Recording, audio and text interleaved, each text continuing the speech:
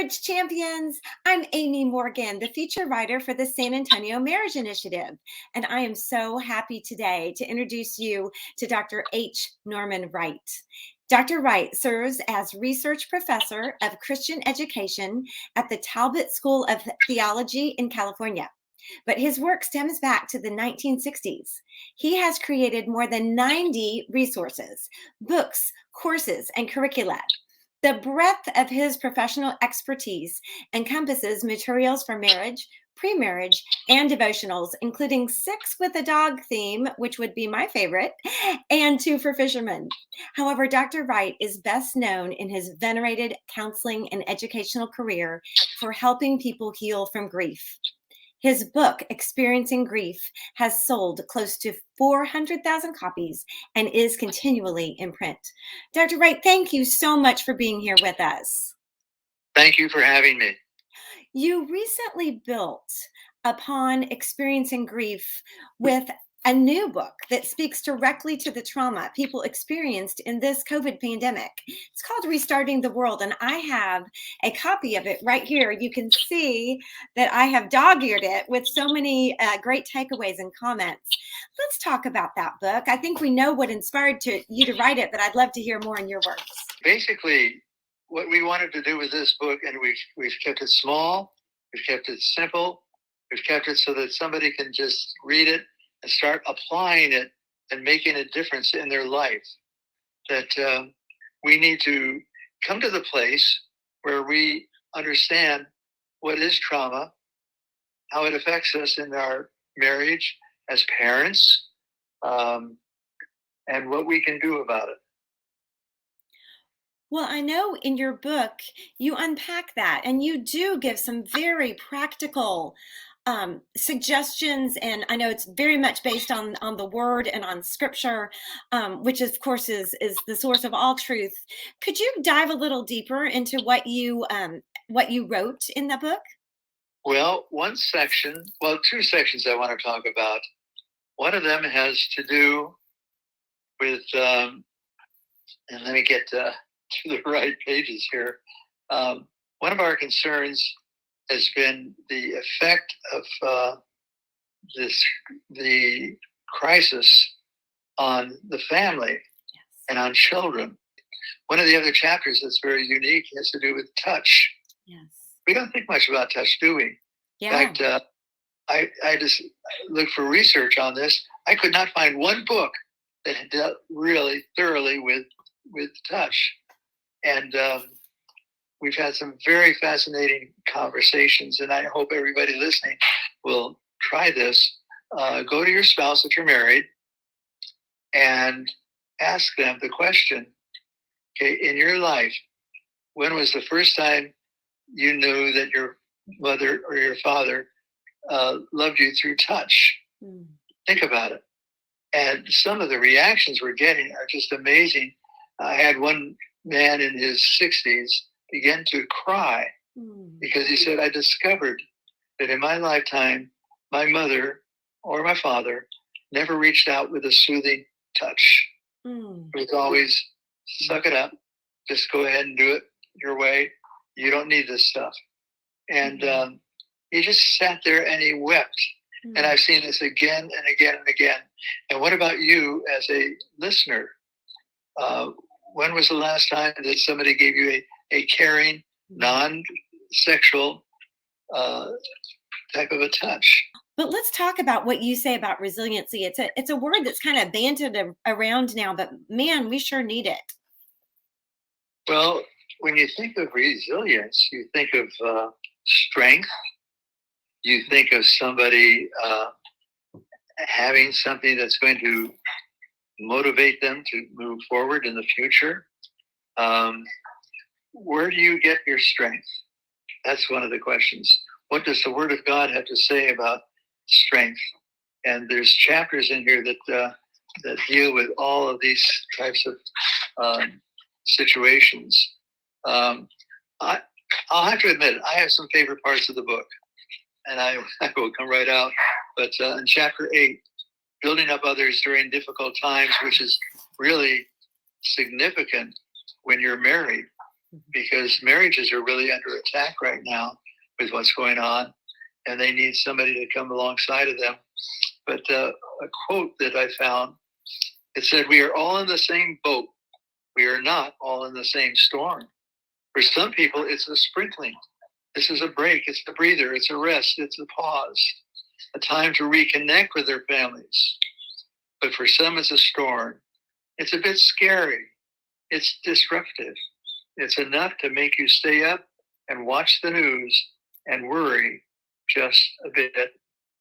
And then for some, it's a doggone hurricane. Yeah. We hear that and we say, I can relate to that, because some days it's a real hurricane. So each page is something that you could take and you can apply it. There's a couple of things in here for children that I know that you parents are going to go ahead and do it yourself. But the chapter of Forgotten Grievers, there's two drawings there. One is Elmer the elephant, and the other is the ball of grief. And if you follow the instructions for both of these drawings and begin to apply it, it's going to be amazing what you remember in your lifetime. Well, and I think that is really important too about all of your work, that so much of it has practical application. You have exercises, you have takeaways. I know one of the things that you've developed as well pertains exactly to this, with, as we've seen the prevalence of teen suicide and the devastation that can wreck in a marriage and in a household.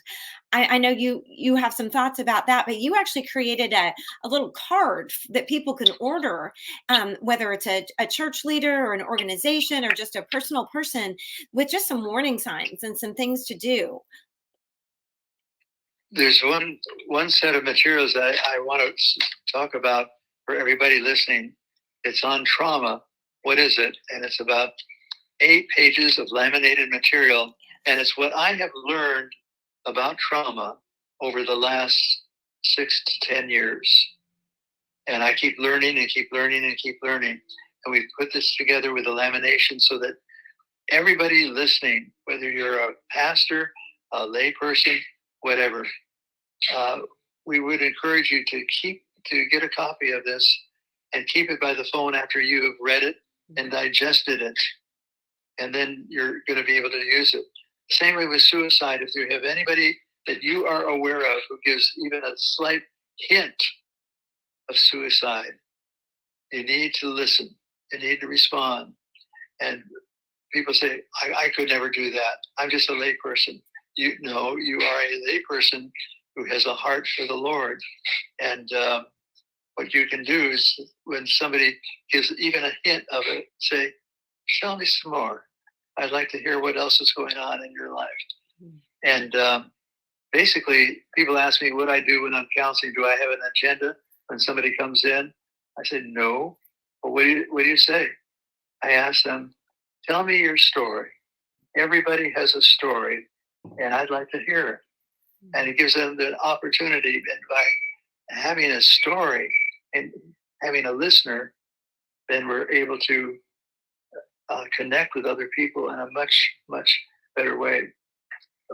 For those that are listening, I trust that you would get a copy of the Experiencing Grief first, and at the same time, to get a hold of the Restarting the World, so that you can go even deeper and further, and you become a resource, actually, for the people in your pop. One of the unique questions that I heard many years ago by Jack Hayford.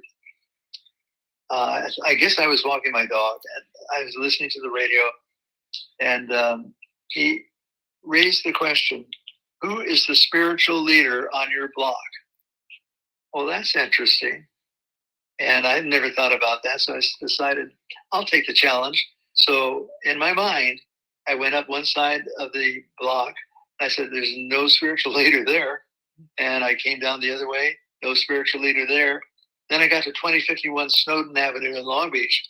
And I thought, oh my goodness, I know that address. I live there. Maybe I've been called to be a spiritual leader. And that is important for everybody listening. Who is the spiritual leader, not only on your block, but who is it in your marriage? Who is it in your family? And take it from there. This little book is full of different questions, full of different ideas. But I've been teaching graduate school for 50 years, and I know that makes me kind of old. And only in a good way. Only in a good way. But it's really, really important that wherever I was when I was talking, that you become knowledgeable about trauma. And what'll probably happen for a number of listeners is that as you read this, you begin to say, I think I'm beginning to connect. Mm-hmm. I think I'm beginning to realize I resemble that. Mm-hmm. Maybe there's something in my life that needs to be taken care of. People ask me, where have you learned the most about your counseling? Has it been books? No. Has it been seminars? No. Has it been classes? No. Where I've learned the most is from my clients. Every person that comes to see me or calls me, I'm going to be different because of who they are and what they ask. And one of the best questions I ever learned was, what is the loss in your life that you have never fully grieved over? And about 80% of all the people who have taken that challenge, 80% have come back and said, you know what? I think I've discovered what's going on in my life and my marriage. Well, and that's one of the things, as you developed your resources, they're meant to be shared. As you said, you took that challenge of being a spiritual leader to heart. And then you created, like I said, Experiencing Grief, 400,000 copies continually in print. And you wrote it to help somebody, but also to be a pass along resource. Do you want to explain a little bit more about that, about how you suggest someone maybe could use that book? It's kind of a entry-level threshold there. Well, basically, we have to start at the beginning. And so for everybody that is listening, you'll need to do your homework. That's what I'm a big person on homework, because I've done a lot of it over the years, and I've learned so much that way. But the more you can learn about trauma, if somebody came up to you and said, what's trauma? What is it? It's a separation from safety. It's unpredictable.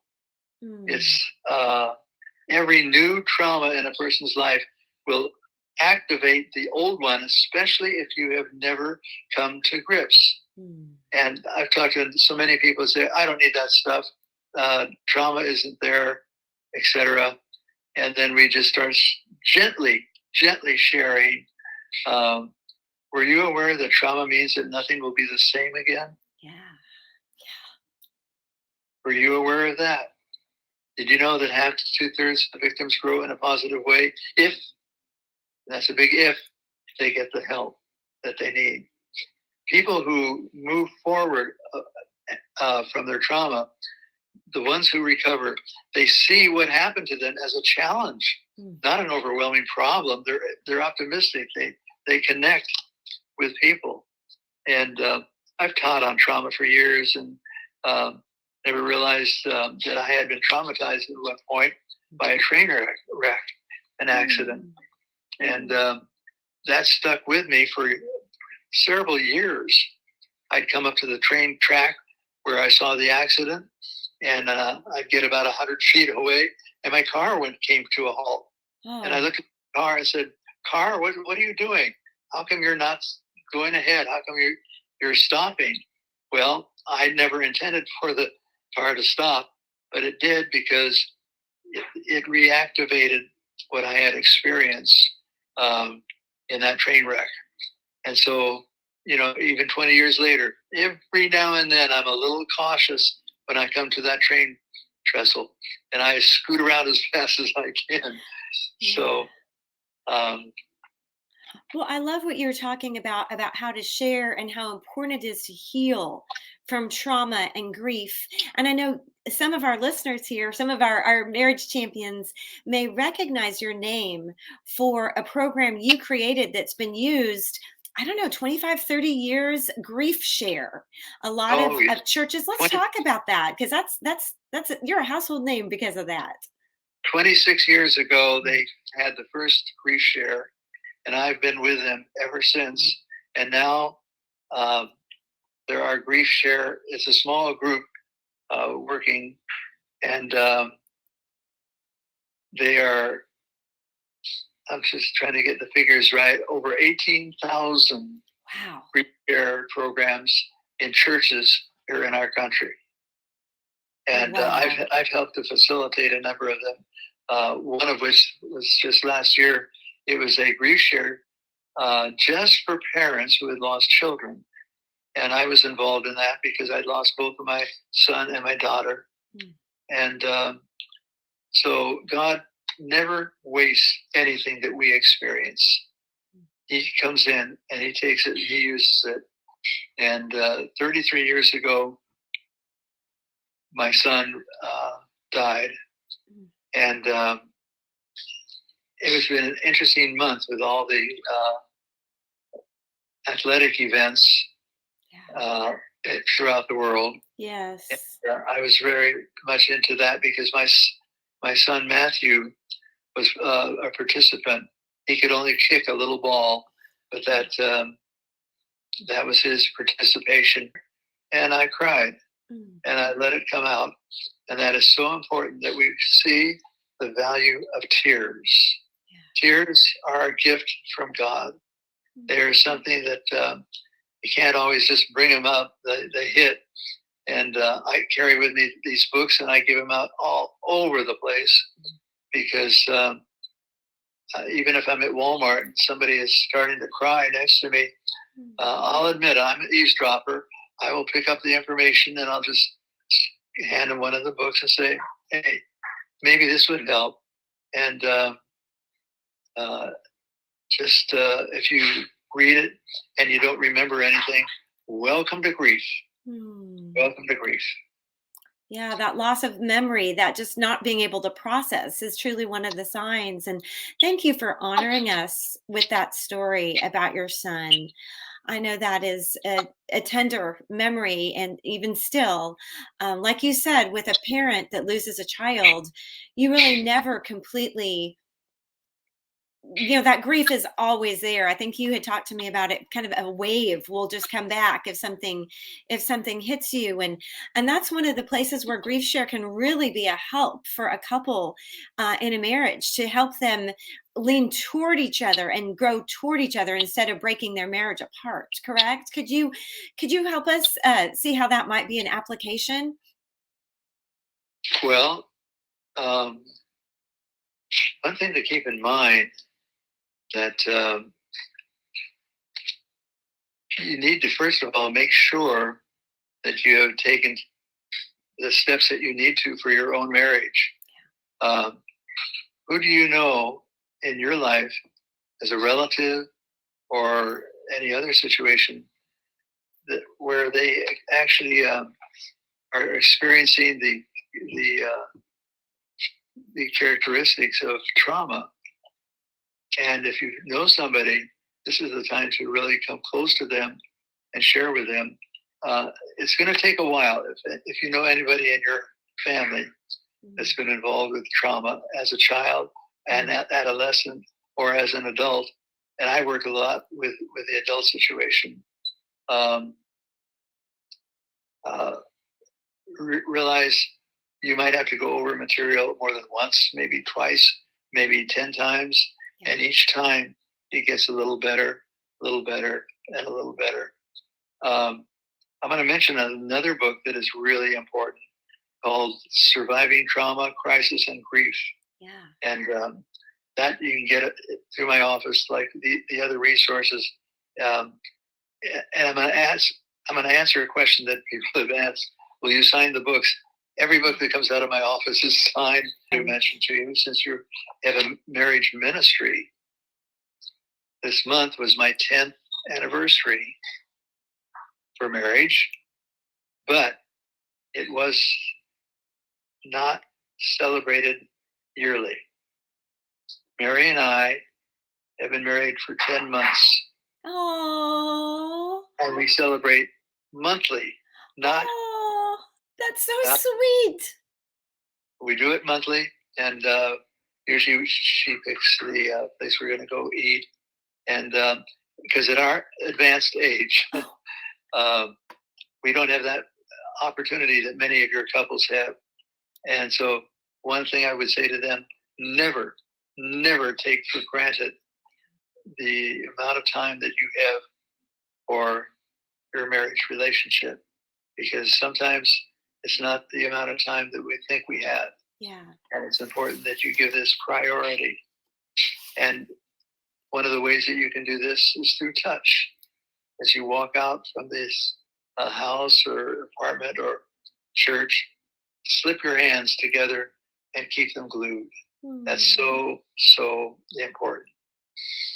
Oh, that's so beautiful. And I know too, that was part of the thing you shared. Maybe one of the reasons that inspired you to write GriefShare and to come up with a curriculum. You also lost your first wife, correct? After your 48th anniversary, annual anniversary. Right. We've been through a lot of losses. I also lost the parents of that, actually, and then a brother, and then a son-in-law. To just tell us a little bit about the communication keys to your marriage, because I think since we're talking to a marriage audience, we'd be remiss. Communication Key to Your Marriage is a book that came out in the early 70s, and that's when it all started. It sold, I don't know, 700,000 copies. But what is really critical is, number one, that we always communicate. Yes. Number two, that you learn your partner's love language. Yeah. There's been a number of things written about that, but it's so important that you learn to speak the same language as your partner. That is critical. And in the book, Communication Key to Your Marriage, that is a book to devour and apply and go over it again and again. And once you learn to speak your partner's language, you're off and running. Could you give us a quick example? I'm sure that many of the readers have learned about the extrovert and introvert. Yes. And you're basically one or the other in terms of your tendency. Very true. Many times, extroverts, they don't think about what they're going to say. They just open their mouth, it comes out, and then they turn around and say, "Did I say that?" And because they talk first and they think later. Introverts think first, talk later. As simple as it is, and we have chapters in the books that deal with this, because this is really critical. If you're married to someone who is a introvert, one of the things to keep in mind is that they have to have time to think through what they are going to say. And as extroverts, we just sort of override them. But the best way you can minister to your partner, if they are an introvert, is to say, "Honey, here's something that I'd be interested in knowing about. Why don't you think about it? And when you finish, let me know." And then back off and give them the time, 1 minute, 2 minutes, 3 minutes, 4 minutes, whatever. They have that time to think it through, and you're going to get so much more information by honoring and respecting their uniqueness than if you didn't do that. Well, I can attest to that, because I'm an extrovert, as you've probably guessed. And really? My husband... I'm so surprised. Surprise, surprise. And my husband is an introvert, and that is true. He needs to think things through, and he needs to process them. And that's hard, because as an extrovert, you're thinking as you're talking. Dr. Wright, it was just such a pleasure to get to talk to you. And if anyone else wants more information or would like to find out how to connect with him, you can find us at samarriage.org.